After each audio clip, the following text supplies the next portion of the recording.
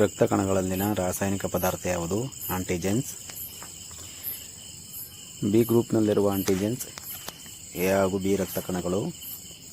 A B ಗ್ರೂಪ್ನಲ್ಲಿರುವ antigens B ರಕ್ತ ಕಣಗಳು. ಓ ಗ್ರೂಪ್ನಲ್ಲಿರುವ ಆಂಟಿಜೆನ್ಸ್ ಇಲ್ಲ. ಎಲ್ಲ ಬಗೆಯವರಿಗೂ ರಕ್ತ ನೀಡಬಲ್ಲ ಗ್ರೂಪ್ ಓ. ಎ ಗ್ರೂಪ್ನವರು ಯಾರ ಬಳಿ ರಕ್ತ ಪಡೆಯಬಹುದು? A O. ಎಲ್ಲ ಗ್ರೂಪ್ ರಕ್ತಗಳಿಗೂ ಸರಿಹೊಂದಬಲ್ಲಂತಹ ರಕ್ತದ ಗ್ರೂಪ್ ಯಾವುದು? A B universal. ಬಯೋಟಿನ್ ಯಾವುದರಲ್ಲಿ ಲಭ್ಯ? ಬೇಳೆಕಾಳುಗಳು, ಧಾನ್ಯಗಳು. ನಿಕೋಟಿನ್ ಆಮ್ಲ ಎಂದು ಯಾವುದನ್ನು ಕರೆಯುತ್ತಾರೆ? ನಿಯಾಸಿನ್. ನಿಯಾಸಿನ್ ಕೊರತೆಯಿಂದ ಆಗುವ ದುಷ್ಪರಿಣಾಮಗಳು: ಪೆಲಾಗ್ರ, ಜಠರದ ವ್ಯಾಧಿಗಳು. ನಿಯಾಸಿನ್ ಯಾವುದರಲ್ಲಿ ಲಭ್ಯ? ಆಲೂಗಡ್ಡೆ, ಟೊಮ್ಯಾಟೊ.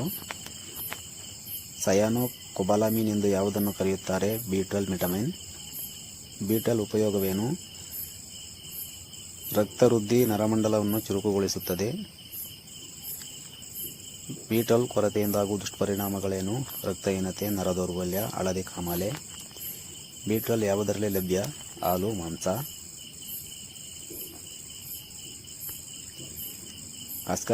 ಅಸ್ಕಾರ್ಬಿಕ್ ಆಮ್ಲ ಎಂದರೆ ಯಾವುದು? Vitamin C.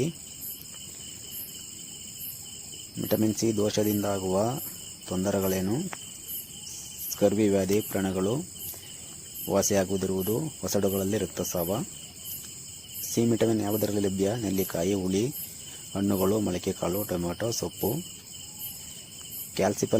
ಕ್ಯಾಲ್ಸಿಫೆರಾಲ್ ಎಂದರೆ ಯಾವುದು? Vitamin D. ಆಂಟಿ ರಿಕೆಟ್ಸ್ ಇಲ್ಲವೇ ಸೈನ್ ಪೈನ್ ವಿಟಮಿನ್ ಎಂದು ಯಾವುದನ್ನು ಕರೆಯುತ್ತಾರೆ? Vitamin D. ವಿಟಮಿನ್ಗಳನ್ನು ಕಂಡುಹಿಡಿದವರು ಯಾರು? ಫಂಕ್. ವಿಟಮಿನ್ಗಳಲ್ಲಿನ ಬಗೆಗಳು A B C D E K. ನೀರಿನಲ್ಲಿ ಕರಗುವ ವಿಟಮಿನ್ಗಳು ಬಿ ಸಿ. ಕೊಬ್ಬಿನಲ್ಲಿ ಕರಗುವ ವಿಟಮಿನ್ಗಳು ಎ ಡಿ ಇ ಕೆ.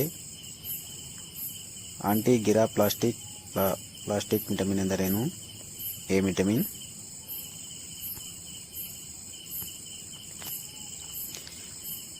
ವಿಟಮಿನ್ಗಳಲ್ಲಿನ ಬಗೆಗಳು A B C D E K. ನೀರಿನಲ್ಲಿ ಕರಗುವ ವಿಟಮಿನ್ಗಳು ಬಿ ಸಿ.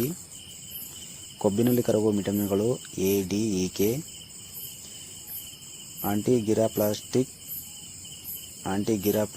ಪ್ಲಾಸ್ಟಿಕ್ ವಿಟಮಿನ್ ಎಂದರೇನು? A vitamin. ಎ ವಿಟಮಿನ್ ಕೊರತೆಯಿಂದ ಬರುವಂತಹ ಸಮಸ್ಯೆ: ರಾತ್ರಿ ಕುರುಡು. ಕಾಂಪ್ಲೆಕ್ಸ್ ವಿಟಮಿನ್ಗಳು ಯಾವುವು? B one, B two, ಬಿ6, ಬಿ12.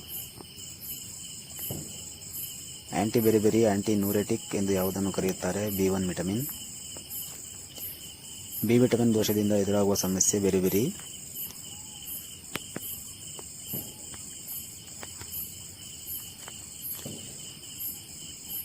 ಬಿ ವಿಟಮಿನ್ ಉಪಯೋಗಗಳು: ನರಮಂಡಲ ಹಾಗೂ ಮಾಂಸಖಂಡಗಳ ಶಕ್ತಿಗಾಗಿ, ಶ್ವಾಸಕ್ರಿಯೆಯನ್ನು ಸಲೀಸಾಗಿಸಲು. ಕುಂಠಿತ ಬೆಳವಣಿಗೆ, ಹಸಿವಿಲ್ಲದಿರುವಿಕೆ, ಅಜೀರ್ಣಕ್ಕೆ ಕಾರಣ: ಬಿ ವಿಟಮಿನ್ ಕೊರತೆ. ರೈಬೋವಿಕ್ ಇಲ್ಲವೇ ರೈಬೋಫ್ಲೇವಿನ್ ಎಂದು ಯಾವುದನ್ನು ಕರೆಯುತ್ತಾರೆ? B two vitamin. ಬಿ2 ವಿಟಮಿನ್ ಹೇಗೆ ಸಹಾಯಕಾರಿ? ಶರೀರಾಭಿವೃದ್ಧಿ, ಚರ್ಮ ಹಾಗೂ ದೇಹದ ಸಂರಕ್ಷಣೆ. ಬಿ ವಿಟಮಿನ್ ಕೊರತೆಯಿಂದ ಉಂಟಾಗುವ ನಷ್ಟ: ಬೆಳವಣಿಗೆ ಇಲ್ಲದಿರುವುದು, ಕಣ್ಣು ಕೆಂಪಾಗುವುದು, ದೃಷ್ಟಿಮಾಂದ್ಯ, ನಾಲಿಗೆಯ ಮೇಲೆ ಹುಣ್ಣಾಗುವುದು ಮತ್ತು ಬಾಯಲ್ಲಿ ಹುಣ್ಣಾಗುವುದು. ಮೆಡುಲ್ಲಾ ಆಮ್ಲಗೇಟಾದ ಕೆಲಸ: ರಕ್ತದೊತ್ತಡ, ಶರೀರ ಉಷ್ಣತೆ, ಹೃದಯ ಬಡಿತ, ಶ್ವಾಸಕ್ರಿಯೆ.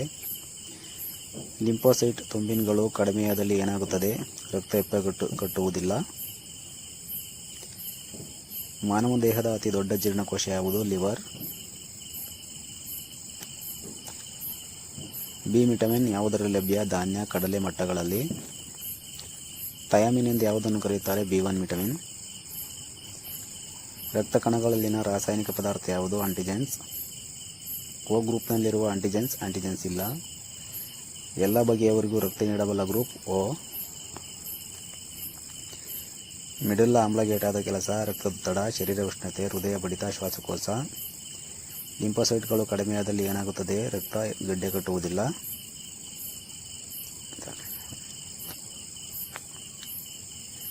ಕಬೀರ್ ಸನ್ಮಾನ್ ಪ್ರಶಸ್ತಿ ಪಡೆದ ಮೊದಲ ಕನ್ನಡ ಸಾಹಿತಿ ಯಾರು? ಎಂ ಗೋಪಾಲಕೃಷ್ಣ ಅಡಿಗ.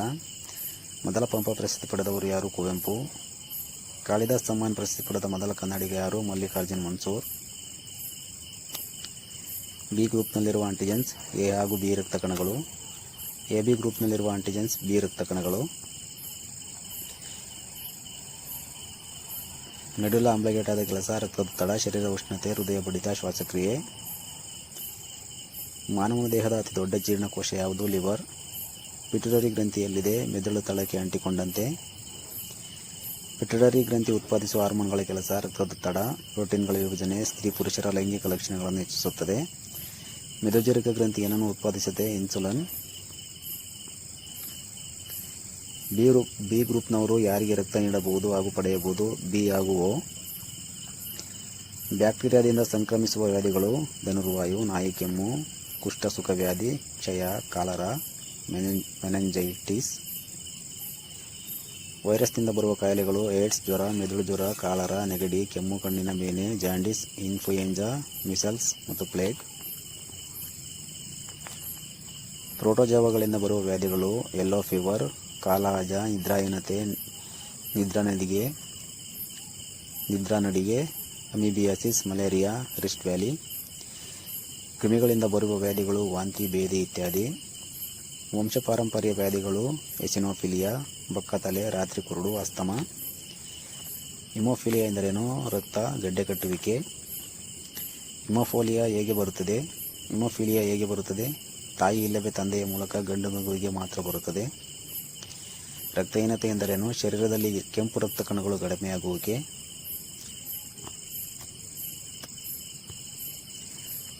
ಜೀನ್ಸ್ ಎಂದರೇನು? ಮಾನವರ ಪ್ರತಿ ಲಕ್ಷಣಕ್ಕೂ ಒಂದು ಅಂಶವಿರುತ್ತದೆ, ಅದನ್ನು ವಂಶವಾಹಿನಿ ಜೀನ್ಸ್ ಎಂದು ಕರೆಯಲಾಗಿದೆ. ಮಾನವರಲ್ಲಿ ಕ್ರೋಮೋಜೋಮ್ ಸಂಖ್ಯೆ 46. ಮೆಂಡಲ್ ತನ್ನ ಆನುವಂಶಿಕ ಸಿದ್ಧಾಂತವನ್ನು ಯಾವುದರ ಮೂಲಕ ನಿರೂಪಿಸಿದೆ? ಬಟಾಣಿ ಸಸಿ. ಮಾನವ ಶರೀರದಲ್ಲಿ ಎಷ್ಟು ಮೂಳೆಗಳಿವೆ? 206. ವಿಟಮಿನ್ ಕೊರತೆಯಿಂದ ಬರಬಹುದಾದ ರೋಗ: ರಿಕೆಟ್ಸ್. ಹಿರಿಯರಲ್ಲಿ ಮೂಳೆಗಳು ಸವೆದು ಮುರಿಯುವುದನ್ನು ಏನೆಂದು ಕರೆಯುತ್ತಾರೆ? ಆಸ್ಟಿಯೋಮೆಲಾಸಿಯಾ. ವಿಟಮಿನ್ ಡಿ ಹೇಗೆ ಲಭ್ಯ? ಸೂರ್ಯಕಿರಣದ ಮೂಲಕ. ಆಂಟಿಸ್ಪೆರಿಲಿಟಿ ವಿಟಮಿನ್ ಎಂದರೆ ಯಾವುದು? Vitamin E. ವಿಟಮಿನ್ ಇ ಕೊರತೆಯಿಂದ ಉಂಟಾಗುವ ಸಮಸ್ಯೆಗಳ್ಯಾವುವು? ಸ್ತ್ರೀಯರಲ್ಲಿ ಗರ್ಭಪಾತ, ಪುರುಷರಲ್ಲಿ ನಪುಂಸಕತ್ವ. ವಿಟಮಿನ್ ಇ ಯಾವುದರಲ್ಲಿ ಲಭ್ಯ? ಮೀನೆಣ್ಣೆ, ಹಾಲು, ಬೆಣ್ಣೆ. ಕೊಯಾಗ್ಯುಲೇಷನ್ ವಿಟಮಿನ್ ಎಂದು ಯಾವುದನ್ನು ಕರೆಯುತ್ತಾರೆ? Vitamin K. ಕಬೀರ್ ಸನ್ಮಾನ್ ಪ್ರಶಸ್ತಿ ಪಡೆದ ಮೊದಲ ಕನ್ನಡ ಸಾಹಿತಿ ಯಾರು? ಎಂ ಗೋಪಾಲಕೃಷ್ಣ ಅಡಿಗ. ಮೊದಲ ಪಂಪ ಪ್ರಶಸ್ತಿ ಪಡೆದವರು ಯಾರು? ಕುವೆಂಪು. ಕಾಳಿದಾಸ ಸಮ್ಮಾನ್ ಪ್ರಶಸ್ತಿ ಪಡೆದ ಮೊದಲ ಕನ್ನಡಿಗ ಯಾರು? ಮಲ್ಲಿಕಾರ್ಜುನ್ ಮನ್ಸೂರ್. ರಕ್ತಗಡ್ಡೆ ಕಟ್ಟದಂತೆ ತಡೆಗಟ್ಟುವ ವಿಟಮಿನ್ ಕೆ. ಮನುಷ್ಯರ ರಕ್ತವನ್ನು ಎಷ್ಟು ಬಗೆಯಾಗಿ ವಿಭಜಿಸಲಾಗಿದೆ? 4 ಬಗೆಯಾಗಿ ವಿಂಗಡಿಸಲಾಗಿದೆ. ಅವು: B group, A group, A B ಮತ್ತು ಗ್ರೂಪ್ ಓ. ಇನ್ಸುಲಿನ್ನ ಕೆಲಸವೇನು? ಗ್ಲೂಕೋಜನ್ ಅನ್ನು ಗ್ಲೈಕೋಜನ್ ಆಗಿ ಬದಲಾಯಿಸುತ್ತದೆ. ಇನ್ಸುಲಿನ್ ಲೋಪದಿಂದ ಬರುವ ವ್ಯಾಧಿ: ಮಧುಮೇಹ ವ್ಯಾಧಿ. ಅಡ್ರಿನಲ್ ಗ್ರಂಥಿಯಲ್ಲಿದೆ, ಮೂತ್ರಪಿಂಡಗಳಿಗೆ ಅಂಟಿಕೊಂಡಿರುತ್ತದೆ. ಅಡ್ರಿನಲ್ ಸ್ರಾವವನ್ನು ಏನೆನ್ನುತ್ತಾರೆ? ಅಡ್ರಿನಲಿನ್. ಪ್ಯಾರಾಥಾರ್ಮೋನ್ ಕೊರತೆಯಿಂದ ಬರುವ ವ್ಯಾಧಿ: ಜೀರ್ಣಶಕ್ತಿ ಕ್ಷೀಣಿಸಿ ಕೀಲುಗಳಿಗೆ ಸಂಬಂಧಿಸಿದ ಎಲಿಸೈಟಿಸ್ ಬರುತ್ತದೆ. ಪ್ಯಾರಾಕ್ಸಿನ್ ಎಲ್ಲಿದೆ? ಗಂಟಲ ಭಾಗದಲ್ಲಿ. ಪ್ಯಾರಾಕ್ಸಿನ್ ಏನನ್ನು ಉತ್ಪಾದಿಸುತ್ತದೆ? ಅಯೋಡಿನ್.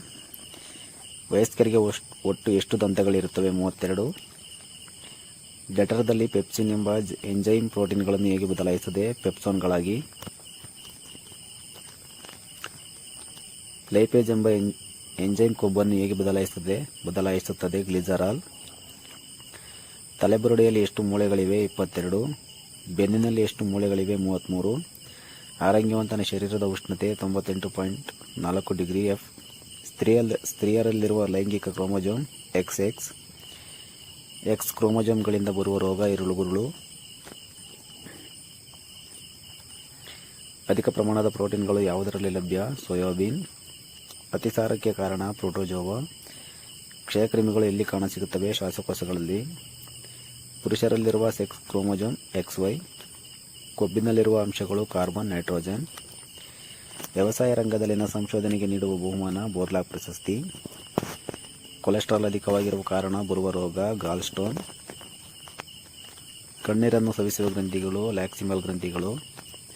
ಮಾನವನ ಅಂಗಾಂಗಗಳಲ್ಲಿ ಅತ್ಯಂತ ದೊಡ್ಡ ಅಂಗ ಯಾವುದು? ಪಿತ್ತಜನಕಾಂಗ, ಲಿವರ್ ಅಥವಾ ಯಕೃತ್ತು. ಹೃದಯದ ಸುಮಾರು ತೂಕ ವಯಸ್ಕ ಮಹಿಳೆಯರಲ್ಲಿ 250ರಿಂದ 300 ಗ್ರಾಂಗಳು ಹಾಗೂ ಪುರುಷರಲ್ಲಿ 300ರಿಂದ 350 ಗ್ರಾಂಗಳು. ಫಂಗಸ್ನಿಂದ ಬರುವ ವ್ಯಾಧಿಗಳು ರಿಂಗ್ ವಾರ್ಮ್, ತಲೆಹೊಟ್ಟು. ಮನುಷ್ಯನ ಹೃದಯ ನಿಮಿಷಕ್ಕೆ ಎಷ್ಟು ಬಾರಿ ಬಡಿದುಕೊಳ್ಳುತ್ತದೆ? 72 ಬಾರಿ. ಹೃದಯದ ಕೆಲಸವೇನು? ಶರೀರದ ವಿವಿಧ ಭಾಗಗಳಿಗೆ ಆಮ್ಲಜನಕವನ್ನು ಸರಬರಾಜು ಮಾಡುತ್ತದೆ. ಆಹಾರವನ್ನು ರಕ್ತದ ಮೂಲಕ ಸರಬರಾಜು ಮಾಡುತ್ತದೆ. ಶರೀರದ ಎಲ್ಲ ದೇಹ ನರಮಂಡಲದಲ್ಲಿ ಮುಖ್ಯವಾದದ್ದು ಕಾರ್ಯಗಳನ್ನು ಕ್ರಮಬದ್ಧಗೊಳಿಸುವಂಥದ್ದು ಯಾವುದು? ಮೆದುಳು. ಮೆದುಳಿನ 3 ಪ್ರಮುಖ ಭಾಗಗಳು ಆಮ್ಲಗೇಟ, ಸೆರೆಬ್ರಮ್, ಮೆಡುಲ್ಲಾ. ಸೆರೆಬ್ರಮ್ನ ಕೆಲಸ ವಿವೇಕ, ಆಲೋಚನೆ, ಆಲಿಸುವುದು, ಸ್ಪರ್ಶ, ಕದಲಿಕೆ, ಪ್ರೇರಣೆ. ಸೆರೆಬ್ರಮ್ನ ಕಾರ್ಯ ನಡೆಯುವುದು, ಮಾಂಸಖಂಡಗಳ ಸ್ಥಿತಿ, ಓಡುವುದು ಇತ್ಯಾದಿ. ಇನ್ಸುಲಿನ್ನ ಕೆಲಸವೇನು? ಗ್ಲೈಕೋಜನ್ ಅನ್ನು ಗ್ಲೈಕೋಜನ್ ಆಗಿ ಬದಲಾಯಿಸುತ್ತದೆ. ಇನ್ಸುಲಿನ್ ಲೋಪದಿಂದ ಬರುವ ವ್ಯಾಧಿ ಮೆದುಬೇಹ ವ್ಯಾಧಿ. ಅಡ್ರಿನಲ್ ಗ್ರಂಥಿಯಲ್ಲಿದೆ, ಮೂತ್ರಪಿಂಡಗಳಿಗೆ ಅಂಟಿಕೊಂಡಿರುತ್ತದೆ. ಅಡ್ರಿನಲ್ ಸ್ರಾವವನ್ನು ಎನ್ನುತ್ತಾರೆ? ಎಡ್ರಿನಲಿನ್. ಪ್ಯಾರಾಥಾರ್ಮೋನ್ ಕೊರತೆಯಿಂದ ಬರುವ ವ್ಯಾಧಿ ಜೀರ್ಣಶಕ್ತಿ ಕ್ಷೀಣಿಸಿ ಕೀಲುಗಳಿಗೆ ಸಂಬಂಧಿಸಿದ ಎಲಿಸೈಟಿಸ್ ಬರುತ್ತದೆ. ಪೆರಾಕ್ಸಿನ್ ಎಲ್ಲಿದೆ? ಗಂಟಲ ಭಾಗದಲ್ಲಿ. ಟೆರಾಕ್ಸಿನ್ ಏನನ್ನು ಉತ್ಪಾದಿಸುತ್ತದೆ? ಅಯೋಡಿನ್. ಈ ವಿಡಿಯೋ ನಿಮಗೆ ಹೆಲ್ಪ್ ಆಗಿದ್ರೆ ಲೈಕ್ ಮಾಡಿ, ನಿಮ್ಮ ಫ್ರೆಂಡ್ಸ್ ಜೊತೆ ಶೇರ್ ಮಾಡಿ. ಇನ್ನಷ್ಟು ಕಾಂಪಿಟೇಟಿವ್ ಎಕ್ಸಾಮ್ಸ್ ವಿಡಿಯೋ ಬೇಕಾದ್ರೆ ನಮ್ಮ ಚಾನಲ್ ಸಬ್ಸ್ಕ್ರೈಬ್ ಮಾಡಿ.